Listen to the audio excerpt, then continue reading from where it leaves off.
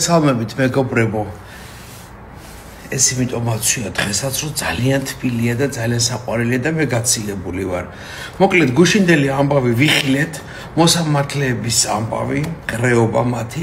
მინდა გითხრათ, რომ ამ მოსამართლეების უმრავლესობას თითქმის არავის არ აქვს განათლება მიღებული და ამოიღეთ მაგათი საგამოცდო ფურცლები და ნახავთ, რომ ყველას ერთი და იგივე პასუხი აქვს შემოვლებული და მოსამართლის გამოცდები ჩაბარებული არ აქვს.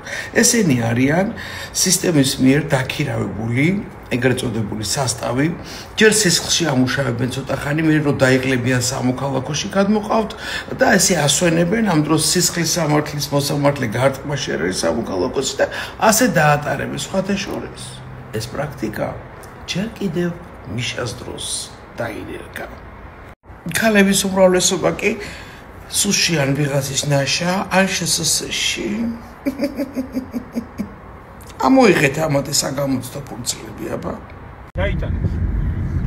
ვინ გაიტანა? გაიტანა იმანა ივანიშვილი პოლიციელებს განა და ივანიშვილს იცავენ.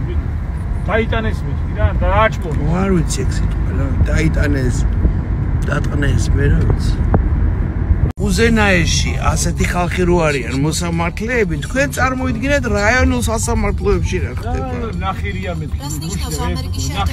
მარა, ნახირია. მაგის, აბა.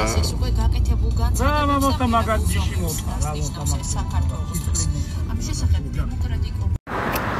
ეხლა ჩემს საყვარელ თემას უნდა დაუბრუნდე ისევ. ეხლა ფეხით მოვდივარ ქუჩაში და ხალხს უყურებ სახეზე. უბრალოდ შუახნის ასაკის ადამიანებს, ბავშვებს, უმეტესობას ცუდი ფერი აქვს სახეზე.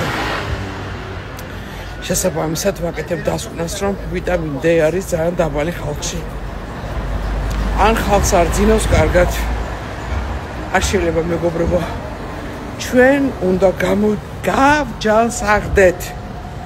უნდა ვიყოთ ჯანმრთელები. მიხედეთ თქვენ ჯანმრთელობას.